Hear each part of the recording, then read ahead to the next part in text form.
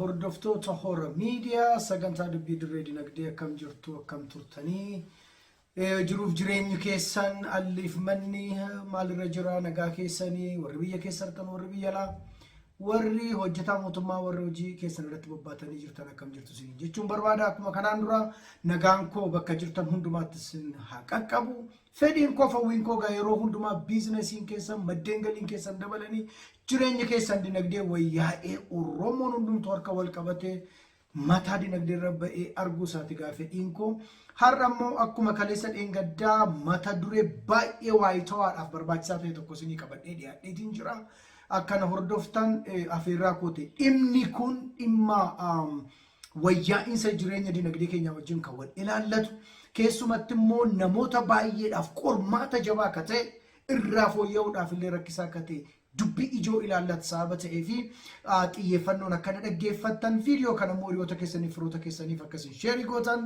asumaan isin gaafachuun barbaada. Mata dureen keenya guyyaa har'aa hordoftoota sagantaa dubbii dirree dinagdee baasii humnaa oliirraa of qusachuu yookaan baasii keenya akkamitti hir'isuu dandeenya kan jedhu irratti kan mari'annu ta'a.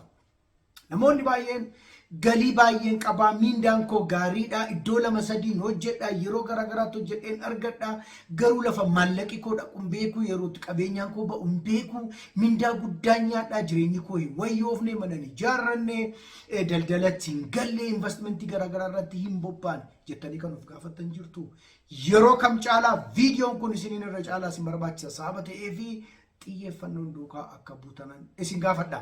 Egaan baasii keenya akkamitti to'achuu dandeenya? Akka beekamu namoonni baay'een jireenya isaanii keessatti maddeen galii irratti xiyyeeffatu.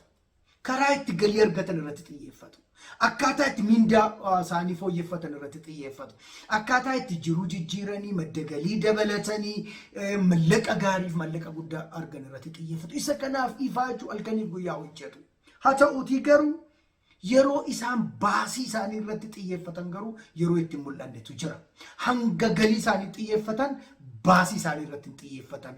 Hanga galii argachuudhaaf qabsa'an baasii isaanii hir'isuuf yeroo itti hin qabsoofnetu argamaa jechaadha. Kana sababa ta'eef namoonni nuti harka qalleessa jennullee baasiin isaanii gaaf galii isaanii yeroo ni caalutu argama. Wanti isaan ji'a tokko keessa baasan, wanti isaan ji'a tokko keessatti hin jiraatan, miindaa isaanii yookaan madda galii kooti jedhanii kan isaan beekanii ol yeroo inni itti caalu argame. Ati attamitti akka itti jiraattaa jettanii gaafa gaafattan deebiin namoota baay'ee akkas kan jedhudha. Waaqayyotu na jiraachisa lafanni fidee iyyuu baasii koo kana hundumaa na danda'an hin beeku jedhu. Eeyyee dhugaadha waaqni nama jiraachisa. Namni hundumtuu gargaarsaaf ayyaana waaqaatiin jiraata. Haa ta'uutii garuu mallaqa meeqan baase maalittan baase yooman baase kan jedhu beekuun baay'ee gaarii. Namni baay'een kan inni abbalu maal akka ta'e beektu biyya bituu barbaada. Ganda bituu barbaada. Nama bituu barbaada. Aangoo haa ta'uu barbaada. Mallaqa isaa garuu bituu hin danda'u. Baasii isaallee garuu bituu kan hin dandeenye hedduutu jira. Kana sababa ta'eef har'a maaliifitu baasii humnaa olii baaftu?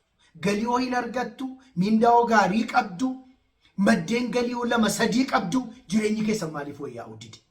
Maaliifitu warra ofirraa hafee namoota biraa jiraachisu ta'uu dadhabdan? Kun qaawwaalee baasii ofii addaan baasanii beekuu dadhabuudha.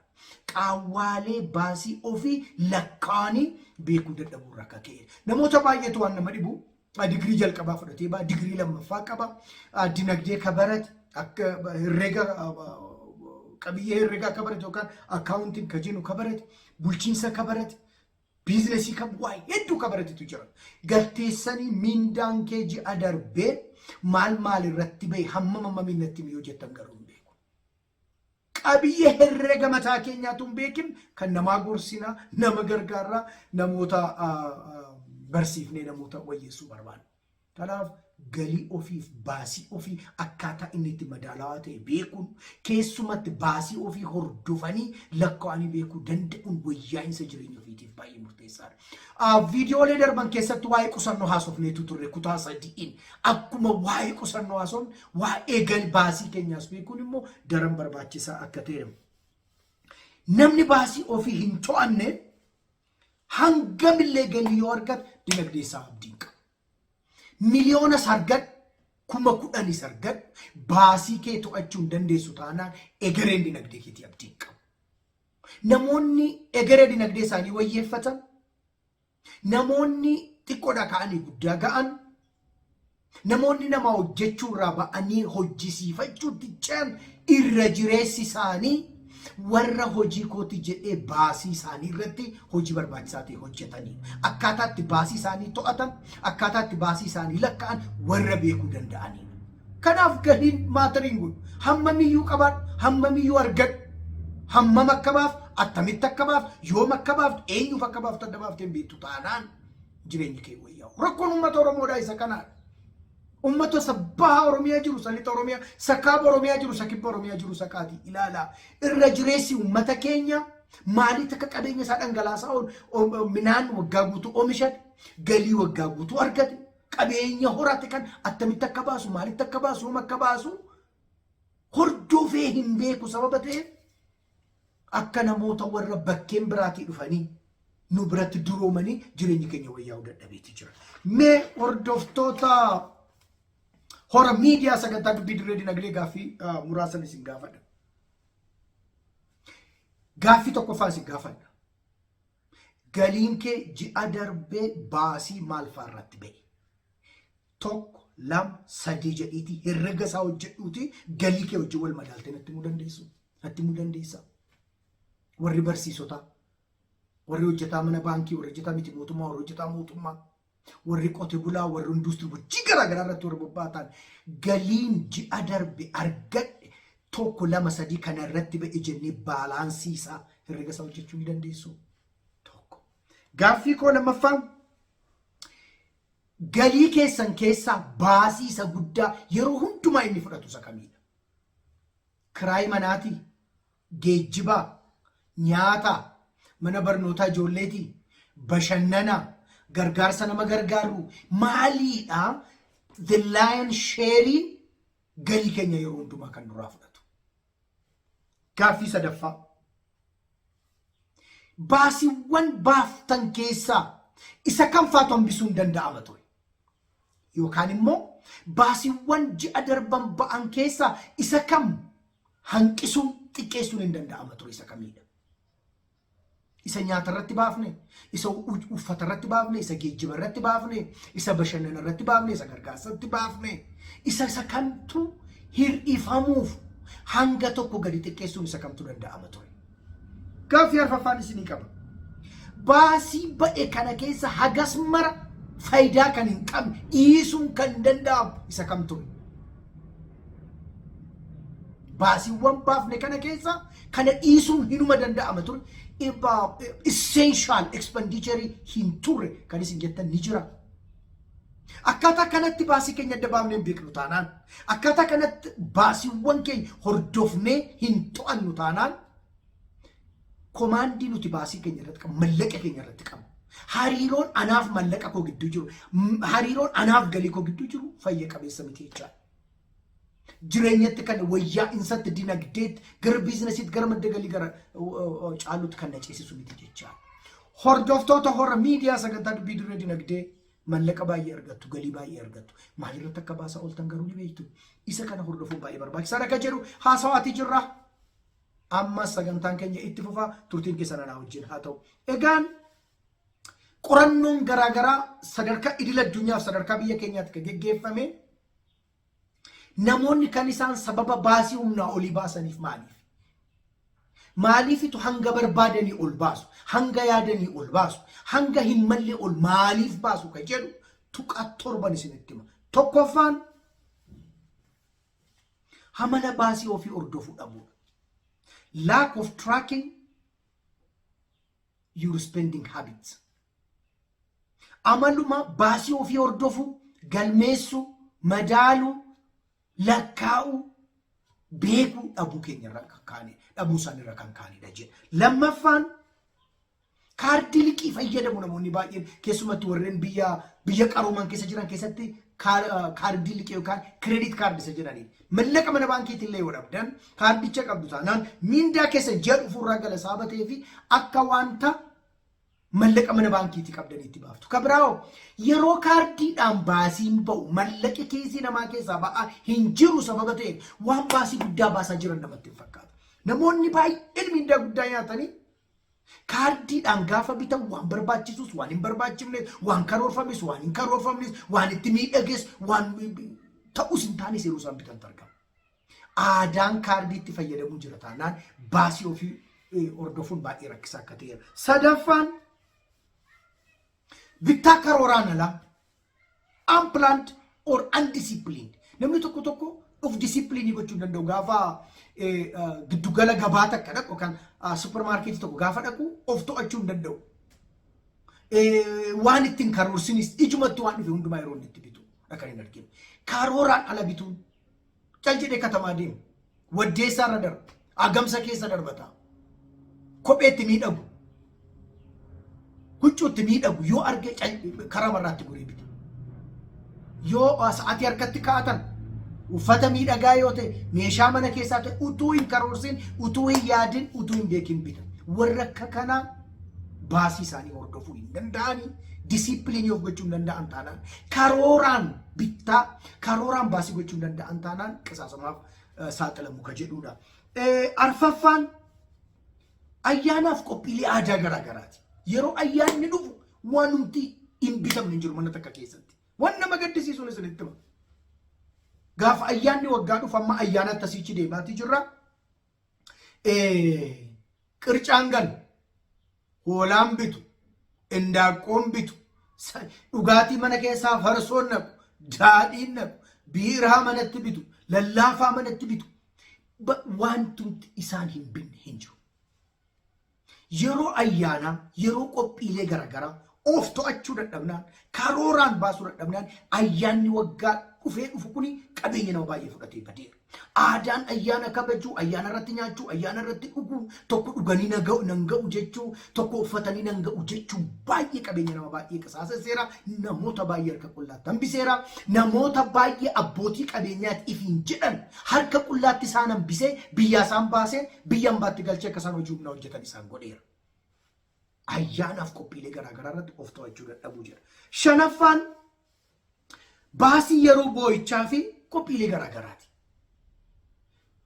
Gaafa abbaan, haati, eessummi, adaadaan, akaakaan, akkoon, mucaan nama jalaa du'u yookaan obbaafatu baasiileen karaa aadaadhaa geggeeffaman baasanii humnaa ol yeroo inni ta'utu mul'ata. Qe'ee nama baay'ee yeroo inni dhiqee fudhatee deemutu ilaala. Taskaara baasuutu jira, sangaa qaluutu jira, nyaata qopheessuu, dhugaatii qopheessuu.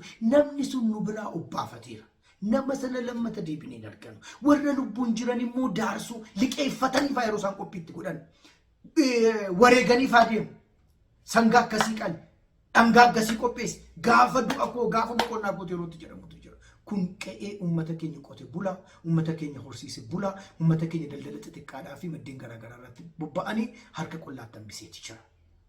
Lammata'oo baasii akkasiitiin waliin dorgomuutu jira. Hiriyaan dorgomuu, ollaan dorgomuu, gosa kootu guddaadha jechuu kun qe'ee nama baay'ee bal'eesseeti jira. Baasii tuqaan ja'affaan baasii humnaa olii namatti fidanatuutti yaadin humnaa ol lamatti ta'u kan qorannoon jedhu maali? Cidhaaf qophiilee cidhaa wajjin kan wal qabatanidha.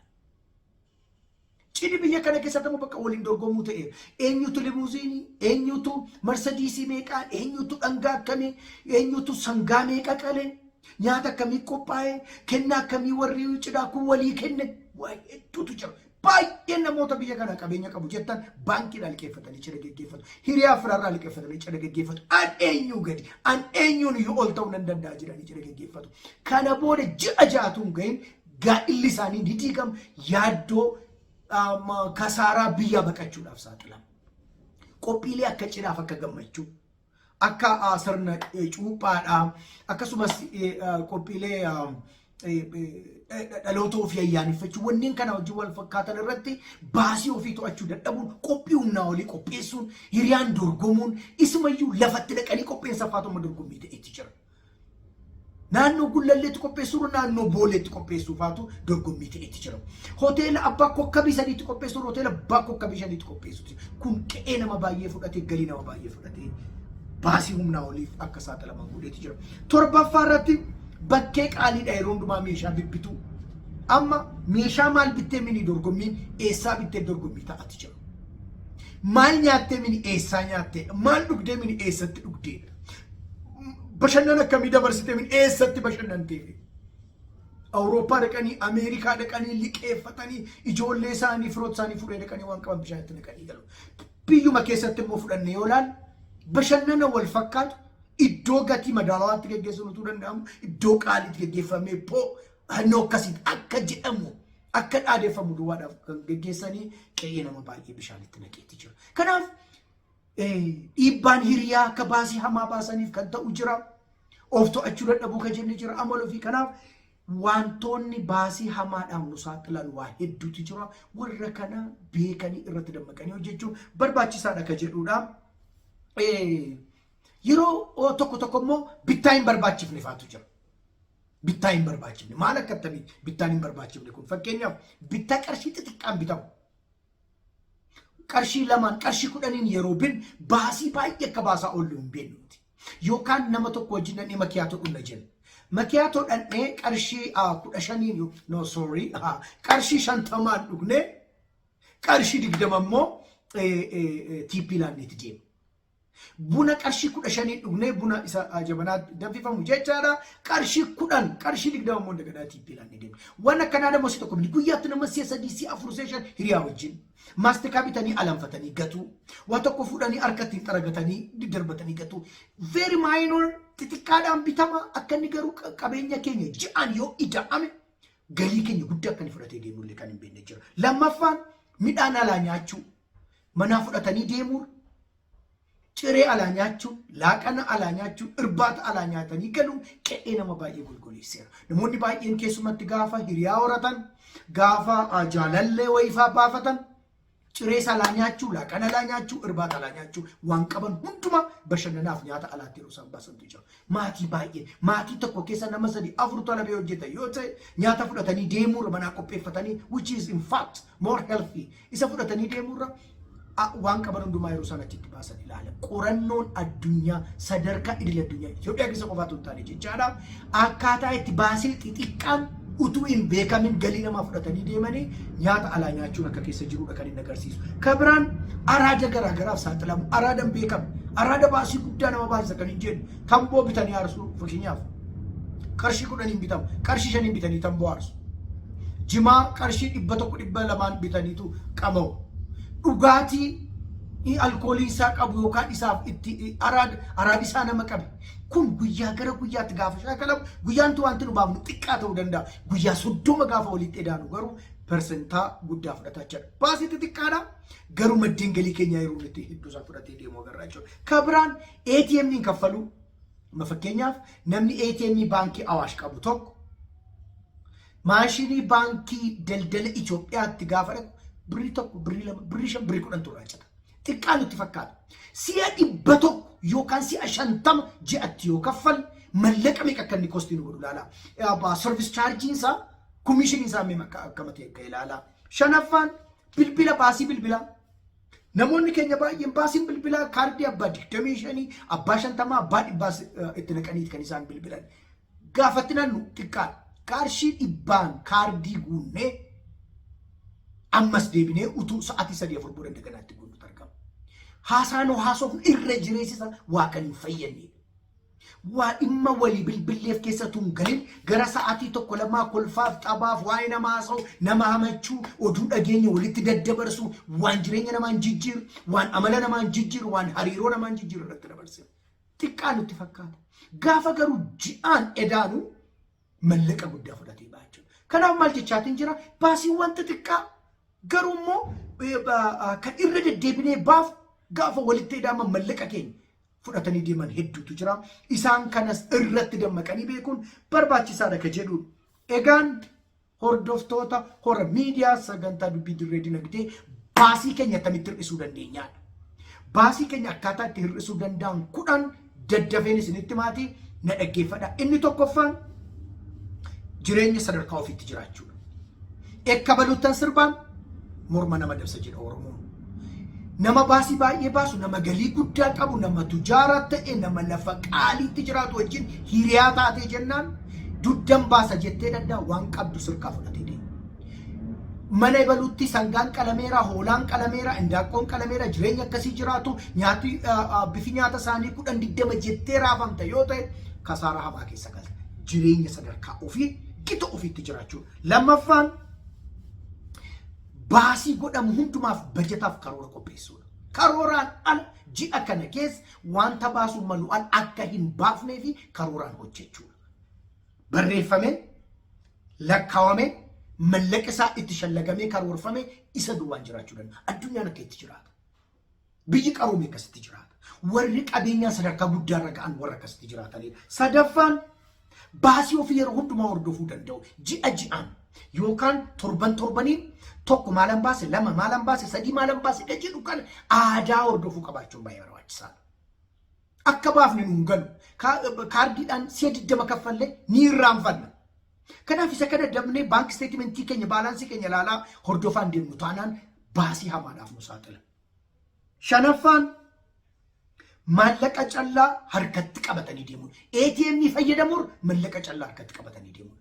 Arra gabaan ba'a yoo ta'e bakka bashannanaa naqa yoo ta'e waajjiraan deema yoo ta'e qarshii 200 giiphii koo keessa kaa'adheen kaardii mana kaa'ee deemuun irra jira. Kanaaf maal jechuun I want to be tempted to spend it. Tempted into baasii baasuudhaaf. Yeroo maallaqa baafnu immoo lakkoofnee baafna sabaatiif akka baasii baasaa jiru nu gal. Yeroo kaardiidhaan baafnu garuu kaardiin 1,000 baasuuf harkaan qarshii 200 baasuun garaagaratu seensii namaa emotionii namaatti dhaamsa dabarsa. Kanaaf maallaqa callaa harkatti qabatanii deemuu shaakaluu shanaffaa. Ja'affaan tooftaa enveloppii poostaa qopheeffatanii ji'a kana keessa maallaqan argadhu keessa enveloppii garaagaraan qopheessa. Kan moobaayilii qobaatti, kan bashannana koo qobaatti, kan nyaata manaa qobaatti, kan kiraayii manaa qobaatti, kan ibsaa kan maalii qobaatti ni hunduma isaaniitti baafnee maallaqa ji'aan fuunee dhumne lakkoofnee hunduma isaa achi keessa naqe. Tokko. Kuni yoo waraqaatti fayyadamne manatti fayyadamne yoo onlaayinii fayyadamne ta'is pirogiraamiingiitu jira. Pirogiraamiingiin hundumaaf ramadee kakkaa'u project management or expenditure management program kan jedhu tempileetii yaraadhaan.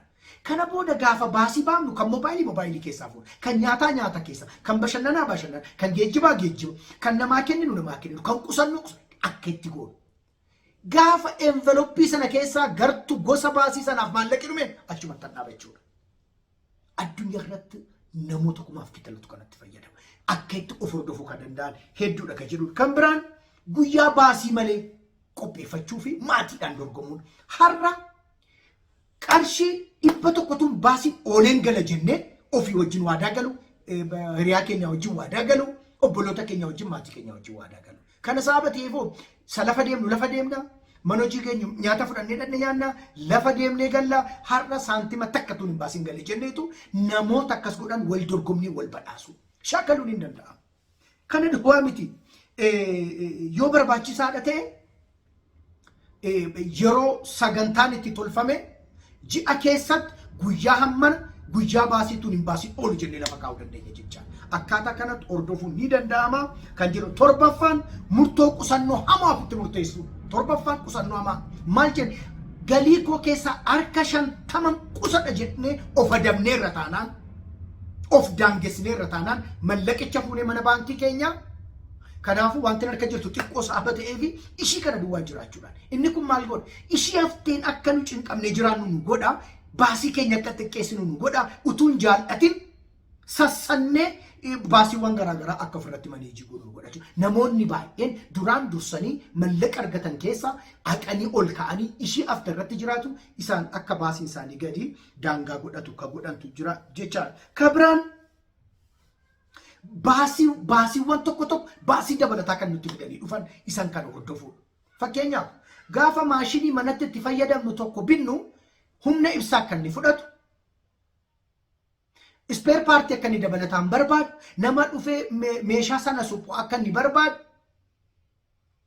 qalama dibuu miidhagsuu bakka waa baay'ee bu'uu baasuu akka inni barbaadu beekuu danda'utu jiraachaa. Meeshaan tokko ifi isaa duwwaatu hin ta'in baasiiwwan mataa isaanii dabalatu. Konkolaataa gaafa bitannu fakkeenyaaf konkolaataa qofaa miti. Konkolaataan kun boba'aa barbaada, lubrikantii garaagaraa barbaada, suphaa barbaada, inshuraansii barbaada. yoo balaan waa hedduu baasa. Kanaaf baasiiwwan tokko overall isaati kan edaanii qabachuun irra jiru. Baasiitti inni atti binne duwwaatu hin ta'in baasii walii galaan fidee dhufu. Kana jechaan gaaf maaliidha? Meeshaa qulqullinni isaa sadarkaa lammaffaarra jiru binna suphuudhaan wanti nu ifaachisu guddaa yeroo itti ta'utu jira. Tokko garuu meeshaa oriijinaalii binna baasiin dabalataa inni fidee dhufu immoo xiqqaa ta'uu danda'a. Kana sababa ta'eef yeroo waa bin yeroo bittaa gurguddaa bittaa waa'ee geggeessinu baasii dabalataa qabamuu hin qabu ka jedhu irra walii shallaguu danda'u ka jedhu. Salgaffaan taateewwan baasii irra ala bilisa ta'an karoorsuun. Fakkeenyaaf niin bashannana jennee yoo naanne baasii irraa bilisa tamittan bashannanaan. Mana bukkeetti meeshaa ittiin taphatan qabaachuu dandeenya. Lafa hiriyaa ofii wajjin miilaan deemnee galuu dandeenya. Lafa magariisa wayii daawwannee utuwaa tokkoon baasiin galuu dandeenya. Jireenya keenya keessatti utuun baasiin bashannanuu, utuun baasiin jiraachuu, utuun baasiin waan sana raawwachuu ni danda'ama. Hojii mana keessaa ta'uu danda'a. Sarara ibsaa ifii keenya suphachuu dandeenya. Qalama mana keenya kutaa takka yoo taatu yookaan keenyaan gara tokko yoo ta'e ifii keenya dibuu dandeenya. Kan utuu nuti baasiin raawwachuu dandeenyu maal akka ta'an jireenya keenya keessatti isaan kana karoorsine irratti hojjechuun irra jira. Kurnaffaa fi dhudhumaa baasiiwwan baafnu gargar qooddachuu, cost sharing jechuudha. Dutch style jedhu biyya kana keessatti ta'u. Gaafa laaqana nyaannu sheerii goonu, gaafa geejjiba taanu safara ganda jiraannu kana keessa mana hojii kan waliin dhaqnu nama 2-3 yoo taanu torban kana konkolaataa kootiin, torban dhufan kan hiriyaa kootiin, torban ichaanu kan hiriyaa biraan gochuu dandeenya kun tokko. Maatii tokko keessaa baanee deemna yoo ta'e, hojii dhaqna yoo ta'e, namni tokko torban kana nu geggeessi konkolaataa nama sanaa duwwaan dhaqnee dhufuu dandeenya jechuudha. Kasti sheerii gochuu dandeenya. Transport kosti, lunch kosti sheerii gochuu dandeenya. Waa hedduun akkaataan itti kosti gara hirmaatanii ittiin keessa darbuu danda'an hedduutu jira ka jedhuufanii kanaa dhagaan qorannoon baay'een akkaataa itti baasii ofii hir'isuu danda'aniif to'achuu danda'an kan inni barsiisu. Hordoftoota hora miidiyaa sagantaa dubbii dirree dinagdee baasii keenya akkamitti hordofna ka jedhuudha. Gara dhumaatti tuqaa lama duubaa dubbadheen marii keenya guyyaa har'aa kanarratti hangoolabaa. Jireenya maatii keessatti hin barbaachifne yookaan jireenya maatii keessatti baasii hin barbaachifne kan dabalan maal fa'i? Maatii tokko keessatti baasiin kun utuu hin barbaachisin akka isaan dabalan kan godhan maaliidha? Tokkoffaan bittaa meeshaa qulqullina hin qabne maatii keessatti baasii namatti dabalu. Galmee qabiyyee maatii keenyaa dhabuun kan abbaan baasu, kan haati baaftu, kan ijoolleen baaftu dhabuun baasii waliigala maatii akka inni humnaan ol akka ta'u godha. Sadaffaan hanqina ragaa dhabuu. Gabaan torban dhufu, ji'a irraa maal ta'a gaji raaguu dadhabuun akka nuuf hin qopheessin, akka nuuf hin karoorsin baasii hamaadhaaf akka itti saaxilu nu godha jechuudha. Kana irratti hojjechuu yoo dandeenya hanga tokko baasii keenya hordofuu dandeenya. Egaan hordoftoota hora miidiyaa sagantaa dubbii dirree dinagdee baasii hamaadhaaf utuu galii qabdanii, utuu miindaa qabdanii, utuu hojii garaagaraa hojjettanii baasii keessan hordofuu dadhabuudhaan qaawwaa baasii keessan edda baaftanii beekuu dadhabuudhaan baasii keessan irratti karoorsitanii hojjechuu dhabuudhaan qisaasama hamaaf saaxilamtaniitu ta'a. Guddina dinagdee wayyaa'insa dinagdee argisiisuu dadhabdaniitu ta'a. Egaan viidiyoo kanarraa waa xiqqoo akkasiin hubattan abdiin qaba. Sagantaa biraatiin hanga walitti deebinutti nagaatti naa tura. Galatooma horaa bulaa.